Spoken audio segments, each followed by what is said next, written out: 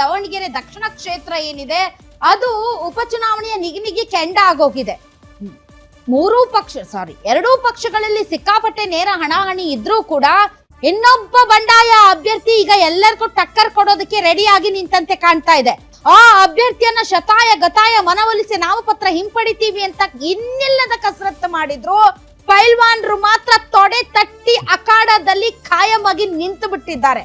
So ಪೈಲ್ವಾನ್ ಗಳಿಸುವಂತಹ ಮತಗಳು ಯಾರನ್ನ ಅಖಾಡೆ ಮಲಗಿಸುತ್ತೆ ಗೊತ್ತಿಲ್ಲ, ಅಥವಾ ಪೈಲ್ವಾನೇ ಗೆದ್ದು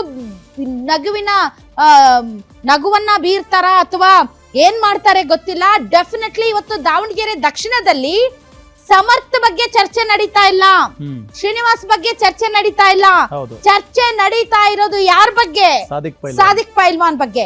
ಯಾಕೆ ಅಂದ್ರೆ ಸಾದಿಕ್ ಪೈಲ್ವಾನ್ ಸೃಷ್ಟಿಸಿರುವಂತಹ ಹವಾ, ಸಾದಿಕ್ ಪೈಲ್ವಾನ್ ಅವರು ಕೊಡ್ತಾ ಇರುವಂತಹ ಟಕ್ಕರ್, ಸಾದಿಕ್ ಪೈಲ್ವಾನ್ ಅವರ ಹಠ ಮತ್ತು ಸಾದಿಕ್ ಪೈಲ್ವಾನ್ ಅವರು ಕಿತ್ತಬಹುದಾದಂತಹ ಓಟ್ಗಳ ಲೆಕ್ಕಾಚಾರ ದಾವಣಗೆರೆ ದಕ್ಷಿಣ ವಿಧಾನಸಭಾ ಕ್ಷೇತ್ರದ ಚಿತ್ರಣವನ್ನೇ ಬದಲಾಯಿಸಿ ಬಿಡಬಹುದಾ ಅನ್ನುವಂತ ಲೆಕ್ಕಾಚಾರಗಳು ಈಗ ಶುರುವಾಗಿದೆ.